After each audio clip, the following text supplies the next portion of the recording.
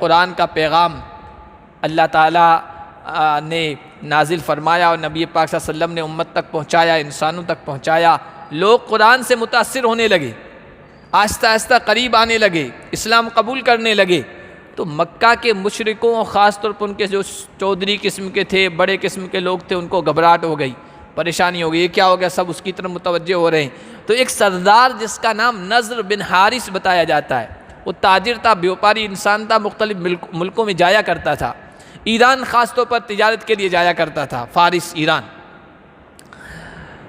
تو وہ ایران کے مشہور بادشاہ گزرے ہیں، نوشیرواں، عدل و انصاف کرنے والا، رستم اسفندار بہادر، بڑے جنرل لوگ گزرے ہیں۔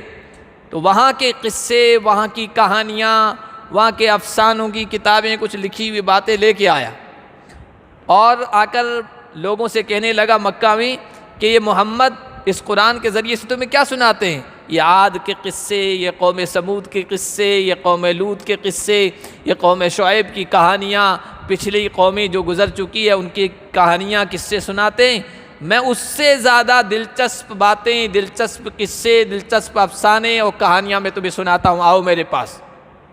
پھر وہاں رستم کی، اسفندیار کی، اور وہاں ایران کے شاہوں اور بادشاہوں کی کہانیاں سناتا تھا، لوگ سنتے تھے۔ کمزور قسم کے جو لوگ تھے وہ متوجہ ہو جاتے تھے، قرآن کو چھوڑ دیتے تھے۔ اللہ نے اسی کی طرف اشارہ کیا، لوگوں میں سے کچھ وہ ہیں جو بیکار باتیں خریدتے ہیں اور اس کو اختیار کرتے ہیں۔ لہو الحدیث کا ترجمہ ہوتا بیکار باتیں، لہو و لعب، کھیل تماشا، افسانے، جن کا نہ دین کا فائدہ نہ دنیا کا فائدہ۔ اس میں علماء نے لکھا ہر وہ چیز شامل ہو گئی جو اللہ کے دین سے روکنے والی ہے، اور اللہ کے ذکر سے، اللہ کی عبادت سے، فرائض سے روکنے والی اور غفلت میں ڈالنے والی ہر چیز ہے۔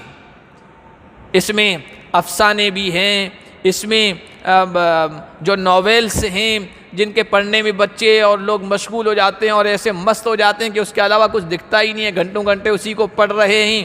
اس میں ڈرامے بھی ہیں، اس میں فلمیں بھی ہیں، اس میں ایسے کھیل بھی ہیں جن کا کوئی فائدہ نہیں ہے اور اس میں ایسے مست ہو جاتے ہیں کہ نمازوں سے غافل ہو گئے۔ اس میں وہ سب چیزیں جو آج کل موبائلوں کے ذریعے سے، ٹی وی کے ذریعے سے، کیبل کے ذریعے سے ان چیزوں سے عام ہو رہی ہے، اور جس میں لوگ مشغول ہیں، پڑے۔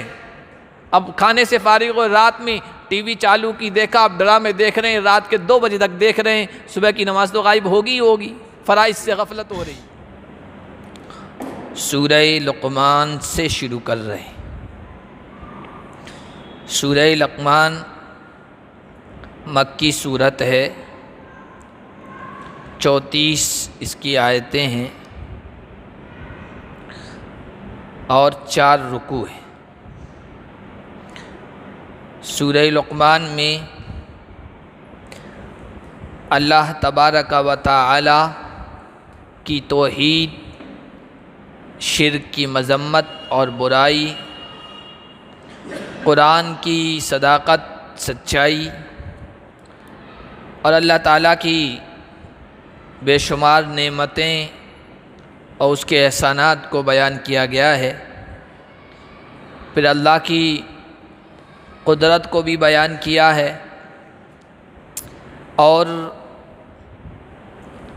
آخر میں یہ بتایا گیا ہے کہ دنیا میں جب کوئی آفت آتی ہے، کوئی پریشانی آتی ہے، کسی مصیبت میں انسان مبتلا ہوتا ہے، تو عزیز اقارب، رشتہ دار، قریبی لوگ کچھ نہ کچھ کام آتے ہیں، مدد کرتے ہیں، لیکن جو سب سے بڑی مصیبت، آفت قیامت کی شکل میں آئے گی، اس دن کوئی کام نہیں آئے گا سوائے اللہ کے۔ اور پھر چند چیزیں ایسی ہیں جن کو اللہ تعالیٰ کے علاوہ کوئی نہیں جانتا ہے، آخری آیت میں اس کا ذکر کر کے سورت مکمل کی گئی ہے۔ سورت کا نام لقمان اس وجہ سے ہے کہ اس سورت کے دوسرے رکوع میں حضرت لقمان کا ذکر ہے، جو ایک دانشور، ایک سمجھدار، ایک حکیم انسان تھے، اور ان کی حکمت کی باتیں، حکمت بری نصیحتیں لوگوں میں بیان کی جاتی رہی تھی۔ اور بعض روایتوں سے یہ اندازہ ہوتا ہے کہ مکہ کے لوگوں نے اللہ کے نبی صلی اللہ علیہ وسلم سے پوچھا تھا کہ لقمان کون ہیں، انہوں نے اپنے والدین کی کس طرح فرما برداری کی ہے اور اپنے بیٹوں کو، اپنے فرزندوں کو کس طرح کی نصیحتیں کی ہے، ہمیں بتائیے اس کے بارے میں۔ تو یہ آیتیں اتری تھی، یہ سورت نازل ہوئی تھی۔ سورت شروع ہو رہی ہے الف لام میم سے، ان کو حروف مقطعات کہتے ہیں، اور ان کا معنی و مطلب کیا ہے اور صورتوں کے شروع میں یہ کیوں رکھے گئے ہیں، اس کے بارے میں بہت کچھ بتایا جا چکا ہے آپ کو اس سے پہلے بھی۔ تلک آیات الکتاب الحکیم، یہ حکمت بھری کتاب کی آیتیں ہیں۔ قرآن کریم اللہ کی کتاب ہے اور اللہ حکیم ہے، اور حکیم جو ہوتا ہے دانش سمجھ جس میں ہوتی ہے، اس کی باتیں بھی دانشوری کی ہوتی ہے، سمجھداری کی ہوتی ہے اور وزنی ہوتی ہے۔ تو حکیم کی کتاب ہے، وہ بھی حکیم ہے، حکمت سے بھری ہوئی ہے، اور ہدی و رحمۃ للمحسنین، یہ کتاب ہدایت ہے اور رحمت ہے نیکوکاروں کے لیے۔ قرآن کریم تو ساری انسانیت کے لیے آیا ہے، صرف نیکوکاروں کے لیے نہیں آیا، صرف ایمان والوں کے لیے نہیں آیا ہے، بلکہ قیامت تک آنے والے تمام انسانوں کے لیے آیا ہے، چاہے وہ نیکوکار ہو یا بدکار ہو، چاہے صالح ہو یا طالح، نیک ہو یا بد ہو، اچھے ہو یا برے ہو، سب کے لیے نازل ہوا ہے۔ لیکن چونکہ اس میں جو باتیں ہیں ان سے جو اصل فائدہ اٹھانے والے ہیں وہ ہیں اچھے لوگ، محسن لوگ، نیکیاں کرنے والے، قرآن کریم سے وہی فائدہ اٹھاتے ہیں، ورنہ جو گناہوں میں مبتلا ہیں یا جو کفر و شرک میں مبتلا ہیں وہ کہاں قرآن کی مجلسوں میں آتے ہیں۔ قرآن کی مجلسوں میں قرآن سے فائدہ اٹھانے والے وہی ہیں جو نیکیوں میں زیادہ لگے ہوئے ہیں۔ اس لیے فرمایا یہ ہدایت ہے اور یہ رحمت۔ ہدایت رہنمائی کی باتیں ہیں اس میں جس سے فائدہ اٹھایا جا سکتا ہے، اور جو اس کی ہدایات سے، اس کی تعلیمات سے، اس کی رہنمائیوں سے فائدہ اٹھائے گا، اللہ کی رحمت اس کی طرف متوجہ ہو جائے گی، اس لیے کہ وہ نیکیوں میں لگا ہوا ہے۔ اور ان رحمت اللہ قریب من المحسنین، اللہ کی رحمت نیک لوگوں کے قریب ہو جاتی ہے، اور پھر ایسے لوگ اللہ کے محبوب ہو جاتے ہیں اور اللہ کے مقبول بندے بن جاتے ہیں اور کامیاب ہو جاتے ہیں۔ محسنین کون ہیں؟ نیکی کرنے والے کون ہیں؟ تو اللہ نے فرمایا الذین یقیمون الصلاۃ، جو نماز قائم کرتے ہیں، ویؤتون الزکاۃ، اور زکوٰۃ ادا کرتے ہیں، وہم بالآخرۃ ہم یوقنون، اور آخرت پر یقین رکھتے ہیں۔ تین صفات، تین خوبیاں ان کی بیان فرمائی۔ سب سے پہلے اقامت صلاۃ یعنی نماز قائم کرنے کا ذکر کیا ہے، اس لیے کہ نماز ایک فعلی عبادت ہے، ایک عمل ہے، اور اس کے ذریعے سے انسان کا پورا وجود گویا اللہ کا محتاج ہو جاتا ہے۔ اب دیکھیے ایک بندہ آ کر کھڑا ہو جاتا ہے، بڑے ادب سے کھڑا ہے، پھر تھوڑا جھک جاتا ہے، رکوع میں چلا جاتا ہے، پھر اس ذات کی عظمت اور بڑائی کو سامنے رکھتے ہوئے اور زیادہ جھک جاتا ہے، سجدے میں چلا جاتا ہے، پھر ادب سے بیٹھتا ہے۔ یہ پورا جھکنا ہے، ایک طرح کی تعظیم ہے۔ عمل کے ذریعے سے گویا بندہ اپنے آپ کو اللہ کے سامنے جھکا دیتا ہے، نماز کے ذریعے سے یہ معلوم ہوتا ہے۔ اور زکوٰۃ یہ مالی عبادت ہے، اور اس کی روح، اس کا مقصد یہ ہے کہ بندہ یہ سمجھے کہ مال اللہ تعالیٰ کی عطا کی ہوئی میرے پاس ایک نعمت ہے، اس کو اسی طریقے سے حاصل کروں جس طرح اللہ نے حاصل کرنے کو کہا ہے، اور اس کو اسی طریقے سے خرچ کروں جس طرح اللہ تعالیٰ نے خرچ کرنے کو کہا ہے۔ اور پھر یہ کہ یہ دونوں عبادتیں، نماز اور زکوٰۃ، یہ دو اہم عبادتیں ہیں۔ نماز کو جامع العبادات کہا گیا ہے، جامع العبادات یعنی جتنی بھی عبادتیں ان کا خلاصہ۔ اسی وجہ سے سب سے زیادہ اللہ سے قریب کرنے والی عبادت جو ہے وہ نماز ہے۔ اس میں ساری بات زبان کے ذریعے سے اللہ کی عبادت کرتا ہے بندہ، عمل کے ذریعے سے، فعل کے ذریعے سے، اپنے کام کے ذریعے سے اللہ کی عبادت کرتا ہے بندہ۔ نماز میں یہی ہے، جب کھڑا ہوتا سبحانک اللہم، اپنی زبان کے ذریعے سے اللہ کی حمد بیان کر رہا ہے، اللہ کی ثنا بیان کر رہا ہے، اللہ کی تسبیح بیان کر رہا ہے، اللہ کی پاکیزگی بیان کر رہا ہے، اور اپنے عمل کے ذریعے سے کبھی رکوع میں جاتا ہے، کبھی سجدے میں جاتا ہے، یہ سب کچھ کر رہا ہے۔ اور بدنی عبادتوں میں یہ ہے، مالی عبادتوں میں زکوٰۃ ہے۔ نماز کے ذریعے سے اللہ کا قرب حاصل ہوتا ہے، اللہ سے تعلق مضبوط ہوتا ہے، اور زکوٰۃ کے ذریعے سے اللہ کے بندوں سے تعلق مضبوط ہوتا ہے۔ اللہ کے بندوں پر جب خرچ کرے گا، ان کے کام آئے گا، ان کی ضرورتوں کو پورا کرے گا، تو بندوں سے بندے کا تعلق اچھا بن جاتا ہے۔ اس لیے بار بار قرآن میں نماز کے ساتھ ساتھ زکوٰۃ کا بھی ذکر کیا گیا ہے۔ الذین یقیمون الصلاۃ، جو نماز قائم کرتے ہیں۔ موطا حدیث کی ایک کتاب ہے، موطا امام مالک، اس میں حضرت عمر رضی اللہ تعالیٰ عنہ کا ایک قول نقل کیا گیا ہے، اور بہت اہم قول ہے، بہت اہم فرمان ہے۔ حضرت عمر نے اپنے کارندوں کو، اپنے گورنروں کو، ان کی خلافت میں کام کرنے والے تمام اہم پوسٹ پر بیٹھے جانے والوں کو آرڈر جاری کیا تھا، ان اہم امورکم عندی الصلاۃ، دیکھو میرے نزدیک، میری نگاہ میں تمہارے جتنے بھی کام ہیں، جتنے معاملات ہیں، ان میں سب سے زیادہ اہم نماز ہے۔ اس لیے نماز کی فکر کرنا، جو نماز کی من حافظ علیہ، جو نماز کی پابندی کرے گا، وہ تمام دوسری ضروریات، اپنی دوسری خدمات، اپنی دوسری ڈیوٹیوں کی پابندی کرے گا، اور جو نماز کو ضائع کرے گا فَهُوَ أَضْيَعُ لِمَا سِوَاهَا، وہ دوسری چیزوں کا خیال نہیں کرے گا، وہ دوسری چیزوں کو زیادہ ضائع کرے گا۔ اس لیے نماز کی ان کو تاکید کی۔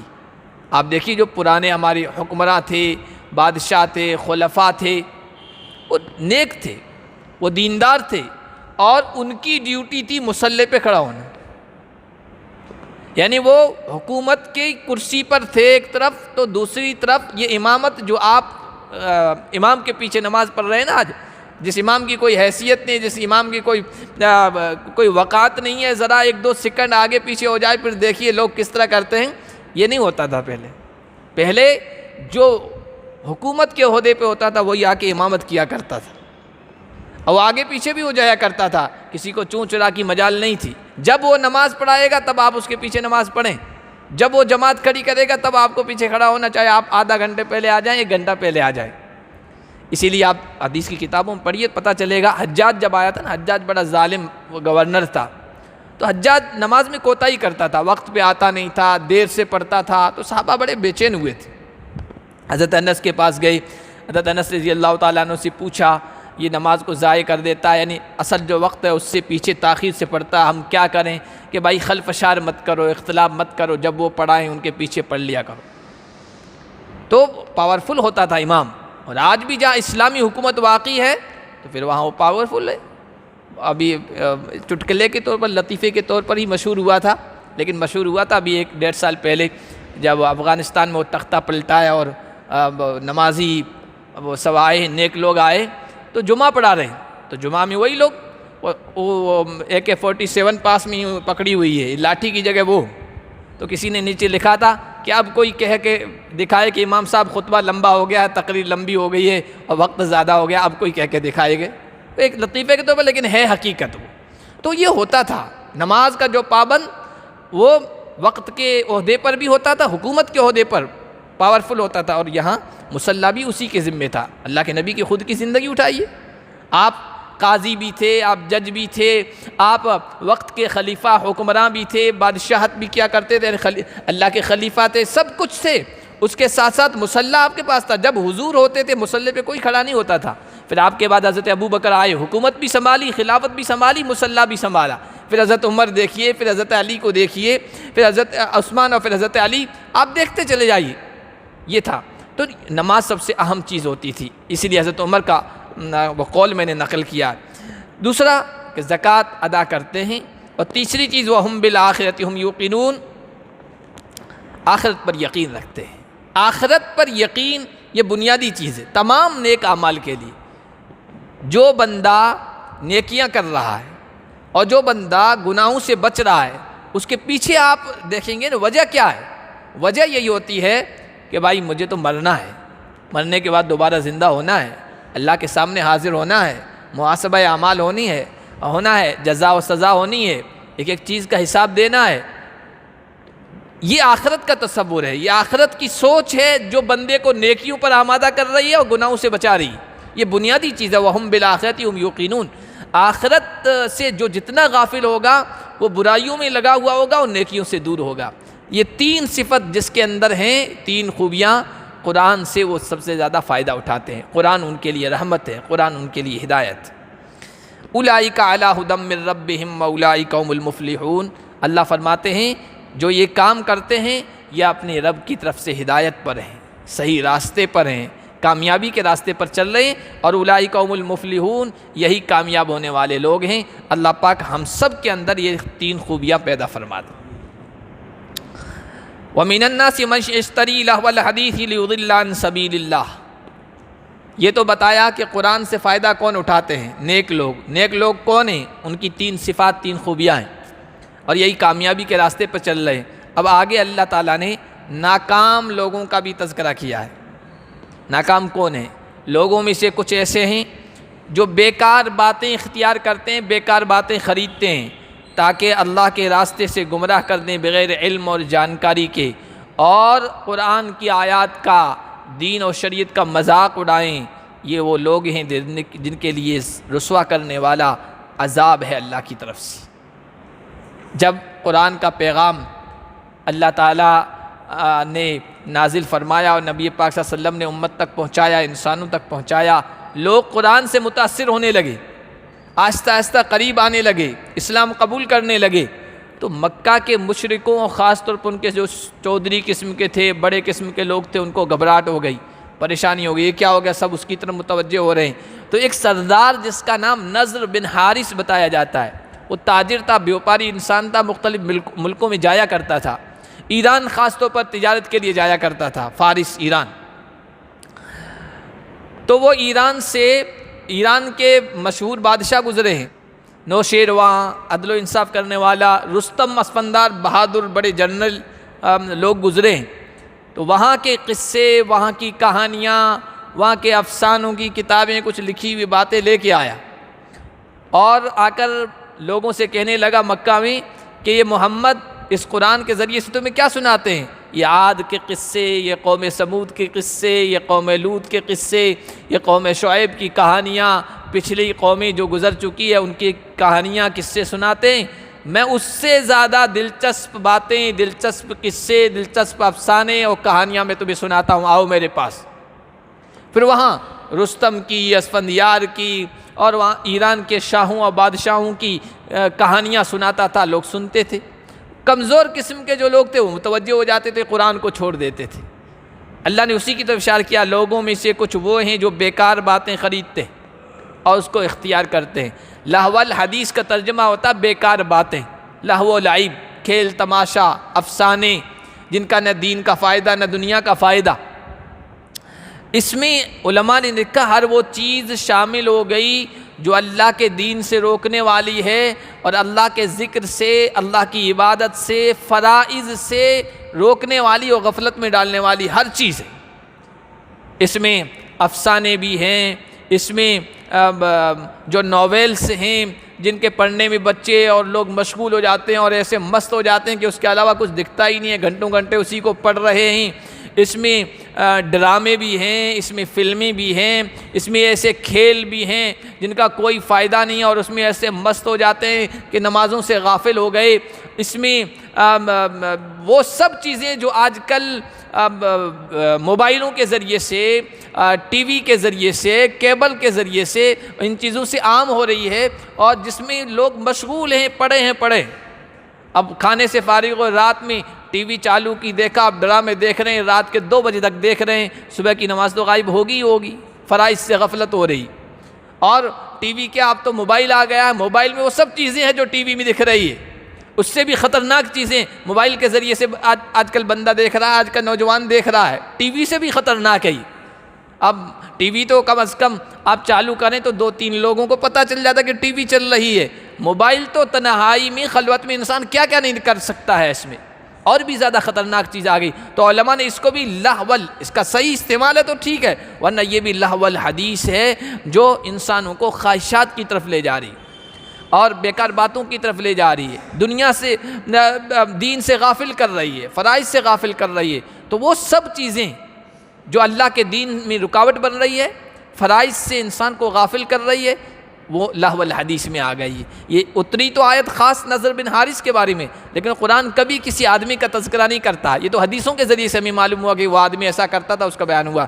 اور نام اس لیے نہیں لیا کہ نام پارٹیکولر نام آ جائے تو ہم کہتے ہیں تو اس کے بارے میں آیا ہے، ہمارا تو اس میں کوئی تذکرہ نہیں. ہم بھلے موبائل میں مشغول ہو، ہم کرکٹ میں کھیلنے لگ جائیں، 4-4 گھنٹے وہاں بیٹھے رہیں، نماز کا وقت ہو جائے تو بیٹھے ہیں دیکھ رہے ہیں یا کھیل رہے ہیں، اور کسی افسانہ کو پڑھ رہے ہیں، کوئی ڈرامہ دیکھ رہے ہیں، کوئی فوش ننگی کامیڈی سن رہے ہیں، فوش والی. آج کل زیادہ تر نوجوان کامیڈیاں سنتے ہیں. کامیڈی دیکھو آج آپ کی کیسی ہے، آج کل بالکل فوش، ننگا پن ہے اس میں، عریانیت ہے، گالی ہے، کیسی کیسی باتیں ہیں. کامیڈی ایسی ہو گئی. تو انٹرٹینمنٹ کے نام پر جو کچھ پروسا جا رہا ہے نا، وہ سب لہو الحدیث میں شامل ہے، جو اللہ سے دور کرتی ہے، رسول سے دور کرتی ہے، فرائض سے دور کرتی ہے، قرآن سے دور کرتی ہے. تو جو کوئی آدمی ایسا کر رہا ہے وہ اللہ کی لعنت کا مستحق ہے، اللہ کے عذاب کا شکار ہوگا. اللہ ہم سب کی حفاظت فرمائے. وَإِذَا تُتْلَىٰ عَلَيْهِ آيَاتُنَا وَلَّىٰ مُسْتَكْبِرًا كَأَن لَّمْ يَسْمَعْهَا. جب گانے سنائے جاتے ہیں، جب ناولیں پڑھی جاتی ہے، یا جب کوئی اس طرح کی باتیں ہوتی جو لہو الحدیث میں شامل ہے، تو ادھر تو بہت متوجہ ہوتا ہے انسان. لیکن قرآن کی مجلسوں کی طرف کتنے آتے؟ آج تو قرآن والے، قرآن سے تعلق رکھنے والے آئیڈیل نہیں رہے. ایک زمانہ تھا مسلمانوں کے آئیڈیل قرآن سے تعلق رکھنے والی شخصیات ہوتی تھی، جو پرسنالٹی قرآن والی ہوتی تھی وہ آئیڈیل ہوتی تھی، وہ نمونہ ہوتی تھی، ان کے مطابق اپنی زندگی بسر کرنا چاہتے تھے، یا چاہتے تھے ہم ان جیسے بن جائیں. آج آئیڈیل کون ہے ہمارے؟ نوجوانوں کے دیکھیے، بچوں کے دیکھیے، بچیوں کے دیکھیے، عام لوگوں کے دیکھیے، ایکٹر اور ایکٹرز. اس طرح کی مجلس یا قوالی کی مجلس جس میں ڈھول ہو، گانا بجانا ہو، ڈھول تاشا ہو، باہر لگ جائے، اس مجلس میں کتنے لوگ ہوں گے اور قرآن کی مجلس میں کتنے لوگ ہیں، آپ اندازہ لگائیے. اذا تتلیٰ علیہ آیاتنا، جب ایسے لوگوں کے سامنے ہماری آیتیں پڑھ کے سنائی جاتی ہے، وَلَّا مُسْتَكْبِرًا، تکبر کے انداز میں پیٹھ پھیر کر چلے جاتے ہیں، کأن لم یسمعھا، سنی انسنی کر دیتے ہیں. ایسا لگتا ہی نہیں ہے کہ اعلان کیا گیا ہے کہ درس قرآن ہوگا، قرآن کی مجلس ہوگی، تفسیر ہوگی. وَلَّا مُسْتَكْبِرًا كَأَن لَّمْ يَسْمَعْهَا، گویا سنا ہی نہیں. كَأَنَّ فِي أُذُنَيْهِ وَقْرًا، ایسا لگ رہا ہے اس کی کان میں ڈانٹ بھری ہوئی ہے، ڈانٹ بھر دی گئی ہے، ڈامر لا کر یا اس طرح کی کوئی چیز جس سے سوراخ بند ہو جائے اور اندر آواز نہ جائے، اس طرح کوئی چیز اندر بھر دی گئی ہے. ایسی روش، ایسا رویہ، ایسا طریقہ جو اختیار کر رہے ہیں، فَبَشِّرْهُ بِعَذَابٍ عَلِيمٍ، ان کو دردناک عذاب کی خوشخبری سنا دیجیے. ان الذین آمنوا وعملوا الصالحات لهم جنات النعیم. قرآن کا یہ انداز ہے جہاں کامیاب لوگوں کا تذکرہ کرتا ہے، ناکام لوگوں کا بھی تذکرہ کرتا ہے. جہاں ان لوگوں کا تذکرہ کرتا ہے جو اللہ کے نیک بندے ہیں اور نیک صفات والے ہیں، وہاں برے لوگوں کا بھی تذکرہ کرتا ہے. تو پھر آگے ایمان والوں کا بھی تذکرہ کر دیا ہے جن کو جنت کی خوشخبری سنائی گئی. بروں کو تو فبشروا بعذاب علیم، دردناک عذاب کی خوشخبری سنا دیجیے. عذاب کی خوشخبری تھوڑی ہوتی ہے، عذاب کی تو وارننگ ہوتی ہے، یا ڈرانا ہوتا، دھمکی دینا ہوتا. لیکن یہ قرآن کا انداز ہے کہ جب آپ خوشخبری ہو، آپ کو جیل کی سزا ملی ہے، سامنے والے کو کہیں گے تو اور زیادہ تڑپ ہوتی ہے اور زیادہ تکلیف ہوتی ہے. تو قرآن نے یہ تحکمانہ انداز اختیار کیا ہے تاکہ ایسے لوگوں کو تکلیف پہنچے اور باز آ جائیں. بے شک جو لوگ ایمان لے آئے اور جنہوں نے نیک عمل کیا، ایمان یعنی جو عقیدہ اپنا درست کر لیتے ہیں، ایمان کا مطلب یہ ہے، توحید پہ آ جاتے ہیں، اپنا عقیدہ درست کر لیتے ہیں اور نیک اعمال کرتے ہیں. نیک اعمال کی فہرست لمبی ہے، اس میں بنیادی طور پر اس سورت کے شروع میں آگے نماز، زکوٰۃ، آخرت پر ایمان، یہ اور حضرت شیخ مجدد الفسانی سرہندی رحمۃ اللہ علیہ نے کہا کہ نیک اعمال میں 4 تو بنیادی ہے: نماز، روزہ، حج، زکوٰۃ. یہ سر فہرست ہے. سب سے ٹاپ پر ہیں، نیک اعمال میں سب سے آگے یہ آئیں گے۔ اس کے بعد تو فہرست لمبی ہے، پھر کسی کی ضرورت پوری کر دینا، اپنے رشتہ داروں کے ساتھ اچھا سلوک کرنا، صلہ رحمی کرنا، صدقہ خیرات کرنا، کسی کے کام آ جانا، اس طرح کی جتنے بھی نیکی کے کام ہیں وہ سب نیک اعمال میں شامل ہوں گے۔ جو لوگ یہ اختیار کرتے ہیں ان کے لیے نعمت کے باغات ہیں، جنتیں ہیں، اور خالدین فیہا، اس میں ہمیشہ ہمیشہ رہیں گے۔ یہ خاص طور پر قرآن یہ بات ضرور نقل کرتا ہے، جنت ہیں، نعمت کے باغات ہیں، اور جنت کی نعمتیں ہیں، ان میں ہمیشہ ہمیشہ رہیں گے۔ یہ جو چیز ہے نا، یہ اطمینان دلانے والی ہے۔ آپ کو بہترین سے بہترین بنگلہ دے دیا جائے، کہا کہ 1 مہینے کے بعد خالی کرنا ہے، کیا مزہ اس میں؟ دنیا کی ہر چیز کا معاملہ ایسے ہی ہے بھائی۔ آپ گھر بنا رہے ہیں، 50 سال آپ نے محنت کی ہے، 50 سال کے بعد اتنا سرمایہ جمع کیا کہ آپ رہنے کے لیے اپنا ایک مکان بنا رہے ہیں، لیکن دل میں کھٹکا لگا رہتا ہے نا، پتہ نہیں پورا تعمیر ہو پائے گا نہیں پائے گا، میں اس میں قدم رکھ پاؤں گا کہ نہیں رکھ پاؤں گا، کھٹکا لگا رہا ہے۔ اور اگر آگے اس میں تو پتہ نہیں کتنا اس سے فائدہ اٹھا پاؤں گا۔ 1 مہینے کے بعد انسان چلا جاتا ہے، 2 مہینے کے بعد اس دنیا سے چلا جاتا ہے۔ جنت کے بارے میں اللہ تعالیٰ نے کہا خالدین فیہا، جو پہنچ گیا ایک مرتبہ جنت میں انٹری ہو گئی، پھر نکلنے کا کھٹکا ہے ہی نہیں، کوئی اندیشہ نہیں، کوئی ڈر نہیں۔ وعد اللہ حقا، یہ اللہ کا وعدہ ہے ایمان اور نیک عمل کرنے والوں کے لیے، اور اللہ کا وعدہ حقا یعنی پکا، بالکل سچا ہے۔ وہو العزیز الحکیم، اور وہ زبردست بھی ہے، اپنے وعدے کو پورا کرنے پر قادر ہے۔ زبردست کا مطلب یہی، اور حکیم ہے، جب وقت آئے گا تو وعدہ پورا کرے گا، حکمت والا ہے، فوراً کیوں نہیں پورا کرنا چاہتا؟ اس کی حکمتیں ہیں، اس کی مصلحتیں ہیں۔ خلق السماوات بغیر عمد ترونہا والقى فی الارض رواسی ان تمید بکم، اسی اللہ نے آسمان کو بغیر ستونوں کے جن کو تم دیکھ رہے ہو پیدا کیا ہے۔ اللہ تعالیٰ نے اس آیت کے 2 مطلب لکھے ہیں۔ ایک تو یہ کہ یہ آسمان کی جو چھت ہے نا، دنیا کی چھوٹی سے چھوٹی اور معمولی چھت بھی بغیر ستون اور بغیر پلر کے یا دیوار کے کھڑی نہیں ہو سکتی ہے۔ اللہ تعالیٰ نے یہ پوری چھت آسمان کی بغیر پلر کے بغیر ستونوں کے کھڑی کر دی۔ کتنی بڑی قدرت والے ہیں اللہ۔ دوسرا مطلب یہ بھی ہے، ستون تو ہیں لیکن تمہیں نظر نہیں آتے، یہ بھی بعض علماء نے بیان کیا۔ اب ستون کیسے ہیں؟ ابھی جدید سائنس یہ کہتی ہے کہ یہ آسمان میں سورج اور چاند اور سیارے اور گلیکسیاں، یہ اپنے اپنے محور پر جو چل رہے ہیں، اپنی اپنی جگہ پر جو قائم ہیں، ٹکرا نہیں رہے ہیں۔ اصل میں اللہ تعالیٰ نے انہیں قوت کشش رکھی ہے، جس طرح میگنیٹ میں ہوتا ہے نا، کسی چیز کو کھینچتی ہے، اللہ نے اس میں ایسی کشش رکھی ہے کہ وہ ایک دوسرے سے بندھے ہوئے ہیں۔ تو آسمان کی چھت کو بھی وہ اسی طرح کشش کی وجہ سے قائم کیے ہوئے ہیں، آسمان کی چھت گر نہیں پا رہی ہے۔ بعض حضرات نے اس پر یہ بات بھی کہی ہے، لیکن عام طور پر وہی بات ہے کہ اتنی بڑی چھت اللہ تعالیٰ نے بغیر ستونوں کے اور بغیر کھمبوں کے، پلر کے قائم کر دی، یہ اس کی قدرت نہیں تو اور کیا۔ وَأَلْقَىٰ فِي الْأَرْضِ رَوَاسِيَ أَن تَمِيدَ بِكُمْ، اور اللہ نے زمین میں مضبوط پہاڑ رکھ دیے کہ کہیں تمہیں لے کر ڈاواں ڈول نہ ہو جائے۔ زمین جو ہے کہیں ہموار میدان ہے، کہیں ٹیلے والی ہے، کہیں کھڈے والی ہے، اور یہ زمین گھوم بھی رہی ہے، تو خدشہ تھا اس بات کا کہ ایک طرف مائل ہو جائے۔ جس طرح کشتی میں ایک طرف زیادہ بوجھ لگا جائے، ڈال دیا جائے تو وہ ڈاما ڈول ہونے لگتی ہے، ایک طرف جھکنے لگتی ہے، زمین بھی اس طرح جھک جاتی تو اس پر رہنے والوں کے لیے زندگی اجیرن ہو جاتی ہے، مشکل ہو جاتی۔ تو اللہ نے زمین میں بیلنس قائم کرنے کے لیے کہ زیادہ حرکت نہ کرے، اللہ تعالیٰ نے مضبوط پہاڑ میخ کے طور پر ٹھونک دیے۔ وَبَثَّ فِيهَا مِن كُلِّ دَابَّةٍ، اور اللہ نے زمین میں ہر طرح کے جانور پھیلا دی۔ یہ جانور بھی اس دنیا کی خوبصورتی ہے، طرح طرح کے جانور آپ دیکھیے۔ آپ زو کیوں جاتے ہیں؟ جانوری دیکھنے جاتے ہیں کہ اللہ تعالیٰ نے کیسے کیسے جانور، کیسے کیسے پرندے، کیسے کیسے چرندے، کیسی کیسی مخلوقات پیدا کر دی۔ عجیب عجیب قسم کے جانور سامنے آتا ہے، دیکھ کر انسان خوش ہوتا ہے، اس کی آنکھوں کو بھلا لگتا ہے۔ پرکشش، پر رونق طرح طرح کی چیزیں اللہ نے پھیلا دی مخلوق کی شکل میں، جانوروں کی شکل میں۔ وَأَنزَلْنَا مِنَ السَّمَاءِ مَاءً، اور ہم نے آسمان سے پانی اتارا۔ فَأَنبَتْنَا فِيهَا مِن كُلِّ زَوْجٍ كَرِيمٍ، اور پھر زمین میں ہر طرح کے عمدہ ہم نے درخت اگائے، پودے اگائے۔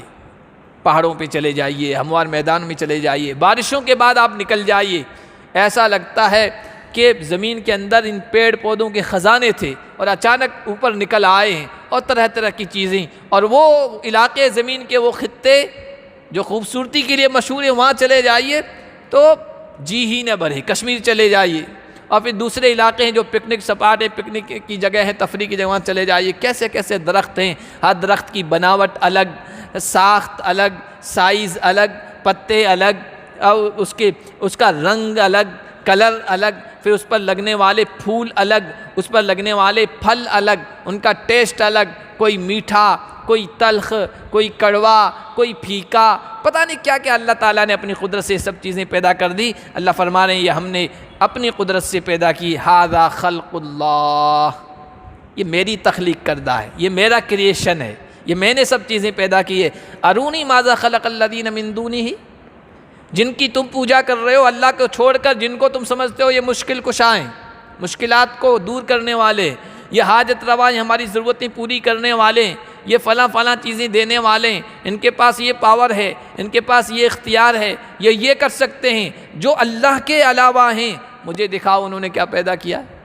جو خالق ہے، پیدا کرنے والا، معبود بھی وہی ہو سکتا ہے، عبادت اسی کی جائے گی، اور جو پیدا نہیں کر سکتا، جو روزی نہیں پہنچا سکتا، وہ عبادت کے قابل نہیں ہے، یہ اللہ یہاں دکھانا چاہتے ہیں۔ ایک واقعہ لکھا حقانی، ایک تفسیر ہے تفسیر حقانی، انہوں نے کہ ایک آدمی جا رہا تھا، دیہاتی لوگ بھی ادھر سے جا رہے تھے، تو ایک عیسائی پادری تھا جو دعوت دے رہا تھا اپنے مذہب کی، وہ کہہ رہا تھا کہ یسوع مسیح اللہ کا بیٹا ہے، اور اللہ نے ان کو اختیار دیا ہے، اور اللہ نے ان کو بہت سارے پاور دیے ہیں، اور یہ فلاں فلاں یہ سب چیزیں وہ کر سکتے ہیں۔ تو اس دیہاتی نے کہا کہ پادری جی مجھے یہ بتاؤ کہ اللہ تبارک و تعالیٰ نے یہ چیزیں پیدا کی، یا کس نے کی ہے؟ زمین، یہ پہاڑ، یہ آسمان اور یہ سب چیزیں کس نے پیدا کی ہے؟ کہنے لگا اللہ نے پیدا کی ہے۔ تم کہتے ہو یسوع مسیح اللہ کے سپوت بیٹے ہیں، تو کیا سپوت بیٹے اور مضبوط بیٹے اور پیارے بیٹے ہونے کے باوجود عیسیٰ نے کوئی چیز پیدا کی ہے؟ تو وہ کہنے لگا کہ نہیں، عیسیٰ نے کوئی چیز پیدا تو نہیں کی، پیدا تو اس کے اللہ نے کی ہے، وہ اس کے بیٹے ہیں۔ تو جب کوئی چیز پیدا نہیں کر سکتا وہ اللہ کیسے ہو سکتا ہے؟ وہ خدا کیسے ہو سکتا ہے؟ وہ اللہ کا بیٹا کیسے ہو سکتا ہے جس کے پاس کوئی قدرت ہی نہ ہو؟ تو وہ لاجواب ہو گیا۔ تو اللہ نے فرمایا ھذا خلق اللہ، یہ سب میں نے پیدا کی ہے، جن کو تم سمجھ رہے ہو کہ وہ کچھ کر سکتے ہیں، بتاؤ انہوں نے کیا چیز پیدا کی ہے؟ وہ تو ایک مکھی بھی پیدا نہیں کر سکتے، بلکہ مکھی اگر بتوں کے پاس بیٹھ جائے، ان کا جو پرشاد ہے، ان کی جو مٹھائی ہے چھین کر لے جائے، وہ اس کو چھین نہیں سکتے، واپس نہیں لا سکتے۔ جو کمزور مخلوق سے کچھ واپس نہیں لا سکتے، ضعف الطالب والمطلوب، وہ کیا ہے؟ بل الظالمون فی ضلال مبین، بلکہ ظالم لوگ، اور ظالم لوگ آپ لوگ سنتے رہیں کہ قرآن مشرکوں کو ظالم کہتا ہے۔ ظالم لوگ کھلی گمراہی میں، شرک کرنے والے ہیں وہ کھلی گمراہی میں ہیں، جو کوئی مشکل ہٹا نہیں سکتے، کوئی نفع پہنچا نہیں سکتے، کوئی ضرر دور نہیں کر سکتے، کوئی چیز پیدا نہیں کر سکتے، وہ کیسے عبادت کے لائق ہو سکتے ہیں؟ وہ کیسے پوجا کے لائق ہو سکتے ہیں؟ یہ پہلا رکوع مکمل ہو گیا ہے۔ اگلا رکوع جو ہے وہ حضرت لقمان کی نصیحتوں پر مشتمل ہے، جو انشاءاللہ اگلے درس میں ہم پڑھیں گے۔